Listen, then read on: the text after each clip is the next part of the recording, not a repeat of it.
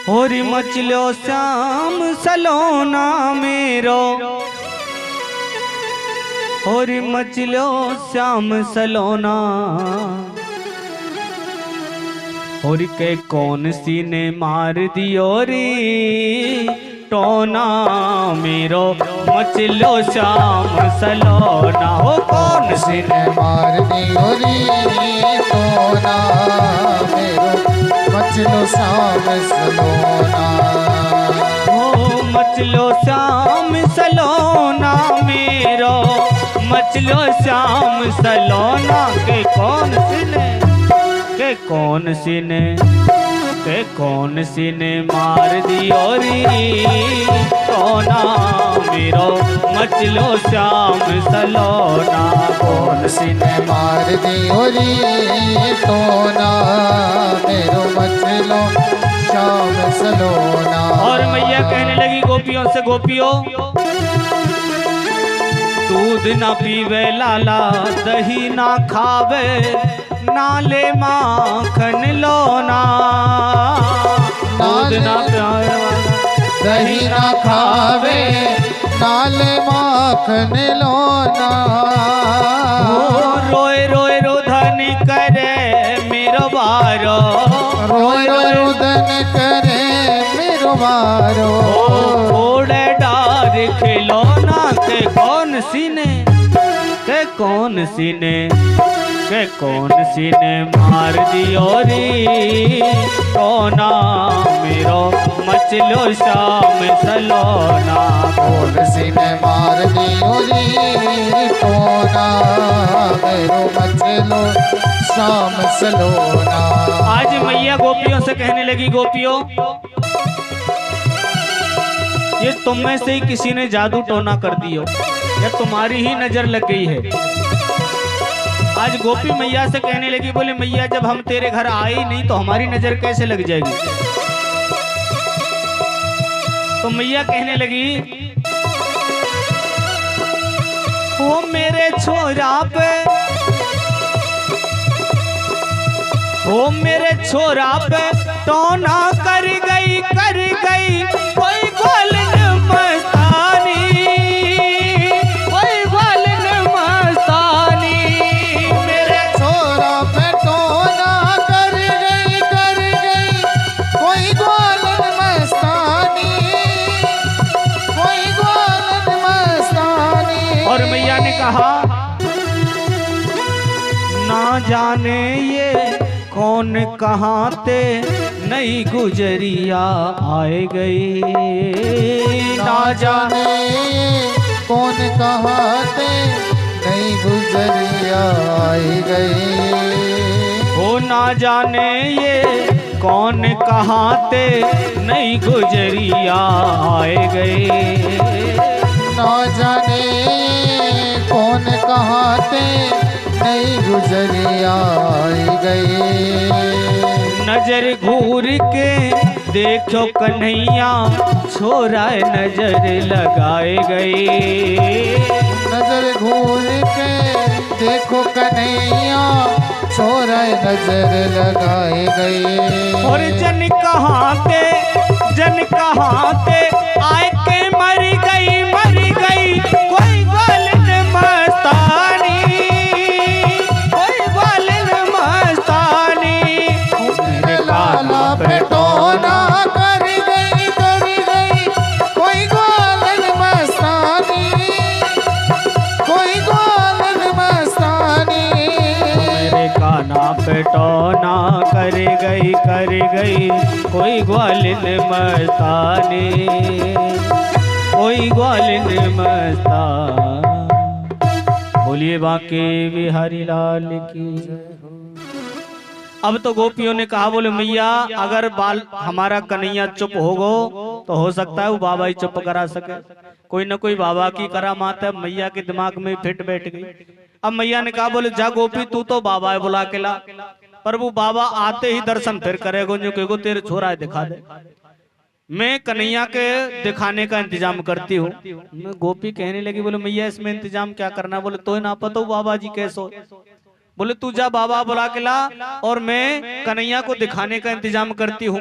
इधर गोपी तो गई बाबा बुलावे और मैया कन्हैया को दिखाने के इंतजाम में लग गई। अब इंतजाम क्या कर रही मैया, घर में जितने भी फटे पुराने कपड़े थे ना सबको इकट्ठा किया पहले तो।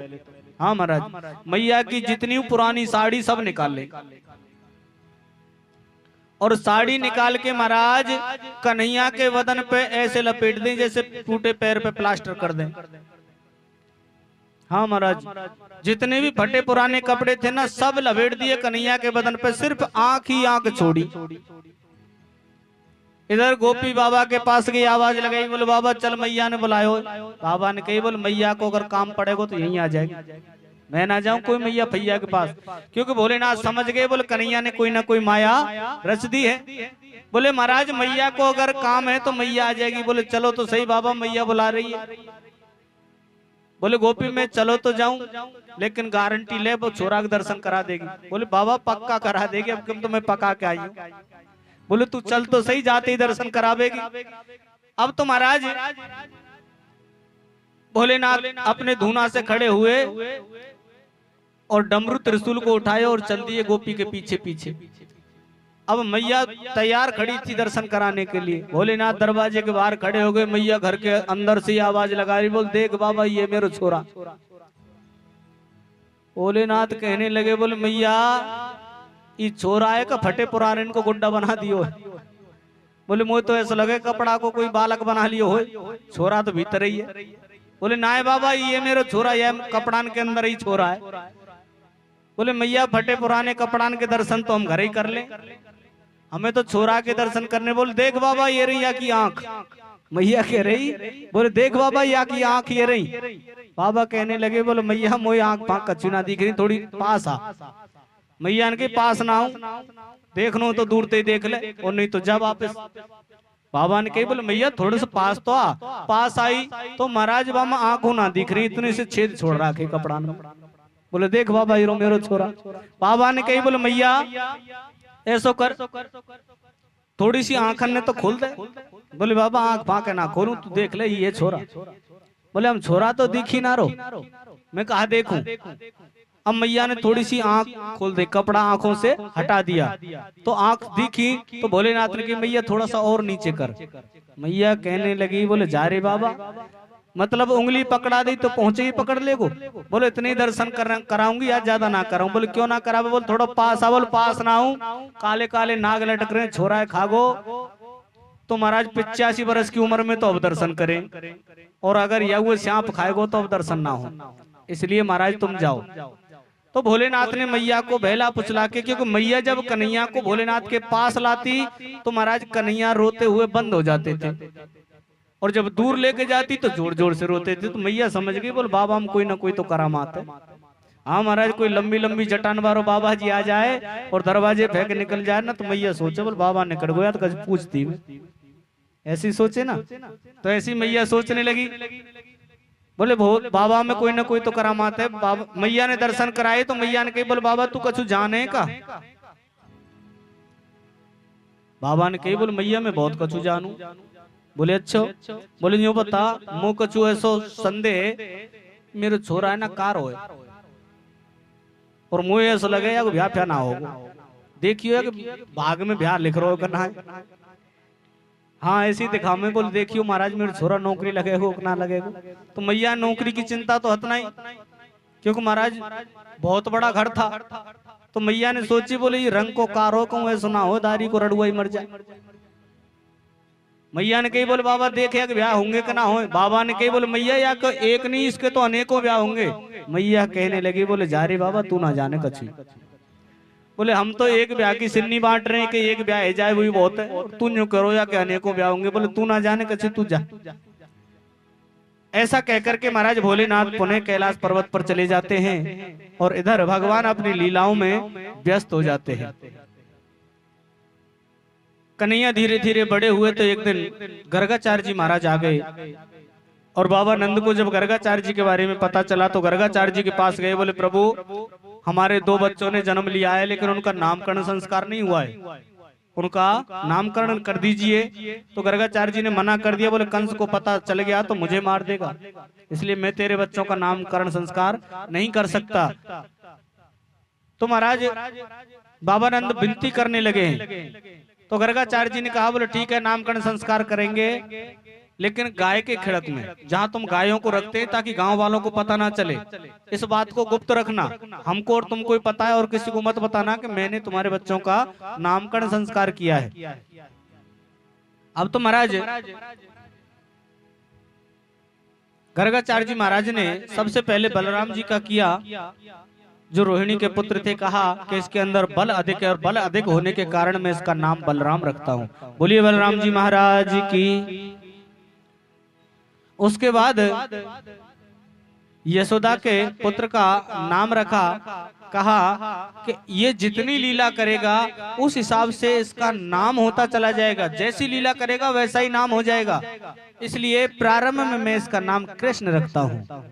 मैया कहने लगी, बोले रोहिणी ते कौन सी दुश्मनी, नहीं मोते कौन सी दुश्मनी है, रोहिणी के छोरा को नाम तो रख दियो सीधो बलराम, कोई भी बोल दे, और मेरे छोरा को नाम इतना टेढ़ो मेढ़ो क्यों रखे हो। कहने लगे, बोले मैया तेरो छोरा ही तो टेढ़ो है, जन्म ही टेढ़ो भयो, इसलिए इसके नाम भी टेढ़े रहेंगे, इसकी लीला भी टेढ़ी रहेंगी, इसकी लीला को कोई समझ नहीं पाएगा, इसलिए इसका नाम भी टेढ़ा है कृष्ण। नामकरण संस्कार किया, महाराज भोग लगाने लगे। मैया ने सुंदर पकवान बनाए, गर्गाचार्य जी को भोजन की थाली परोसी, भोजन की थाली में लड्डू रखे और कन्हैया को वहीं छोड़ दिया। मैया भोजन कराने लगी बाबा को। जब बाबा भोजन की थाली आई तो आंख बंद करके भगवान का ध्यान करने लगे और भगवान का